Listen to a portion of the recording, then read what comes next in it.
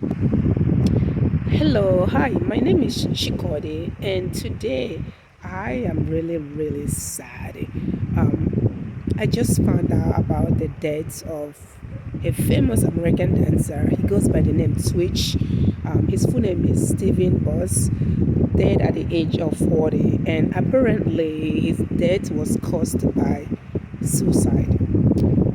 As a mental health professional, it hits home, right? The issue of mental health is a topic that is still a taboo in a lot of places. In a lot of places, people are afraid to speak up about their mental health, and as a result of that, people are dying unnecessarily. People are killing themselves because of the shame and the stigma that is attached to mental health. And I'm just here to say it doesn't have to be that way. I'm sad. We don't know about this guy if he had any diagnosed mental illness, but the fact is that he died of suicide, and we can conclude that he had mental illness as a result of that. I want to use this opportunity to appeal to people everyone. Nobody's above mental illness, and we all go through mental crisis, all of us. Even with people that even people religious people, we all go through mental health crisis. The difference is that some of us, we've learned how to cope, and some of us just don't have those coping skills. And that's when there is a danger, when you haven't developed the necessary skills to cope with mental health issues. This guy, 40 years old, married with three children, beautiful family, dead. Now the family is left to figure things out. I want to use this opportunity to say a few things.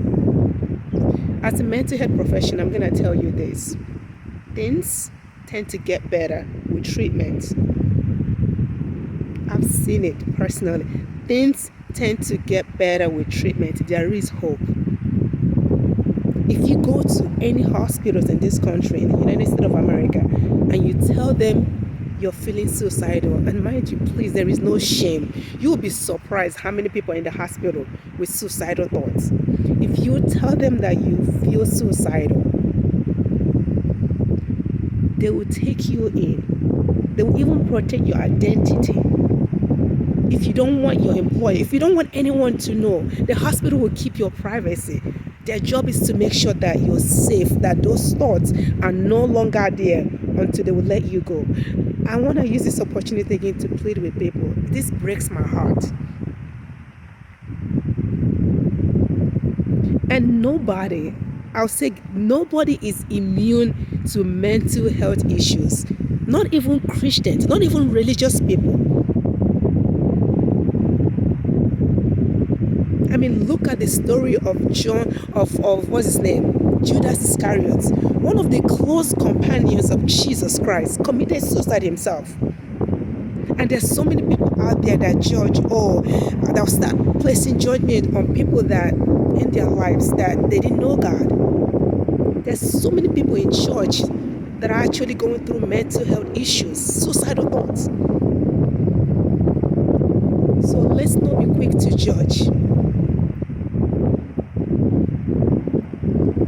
The message that we want to get out there is that there is hope, and there is hope. Things tend to get better with hope.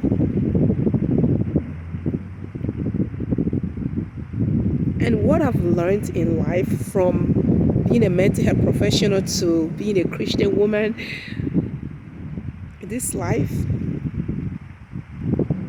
if you make things your priority, if you make success money your God, watch out. There is a huge danger.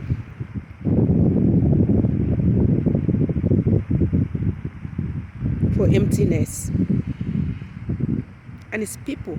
You see people who have so many success. They have a beautiful wife, beautiful children, but yet they are empty inside Because you know why? Our heart, this heart here, it wasn't made to be filled with materialistic earthly stuff. Our hearts were made for God and only to fill. Which makes sense, when God says you should not have any other gods before him, because that commandment is actually for our own protection. The beautiful wife, the beautiful house, the success, all those accolades don't fill up that emptiness in your heart. They don't. This is an appeal to all of us. This is an appeal to people that are searching. There is hope. There is hope, honestly. There is hope in Christ. And I'm not just talking about going to church, because like I said with Judas Iscariot, he was in church, he knew God, but he did not have God in his heart. He loved the money more than he loved God.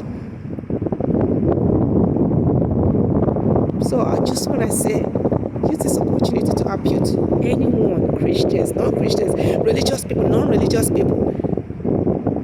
There is hope. If you're feeling suicidal right now, practical things you can do: go to a hospital, tell them that you're feeling suicidal.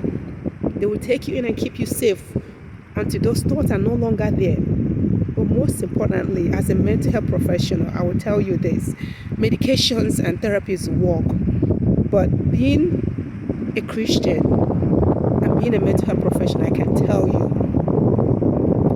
you this: when you've tried all other options and they don't work, try Jesus. I'm not talking about Jesus, the religious Jesus people have made Jesus to be. I'm talking about truly finding Christ for yourself, because that emptiness in your heart, nobody will fill it for you, not even your wife or your children, but only finding the true God. Thank you, and God bless you for listening.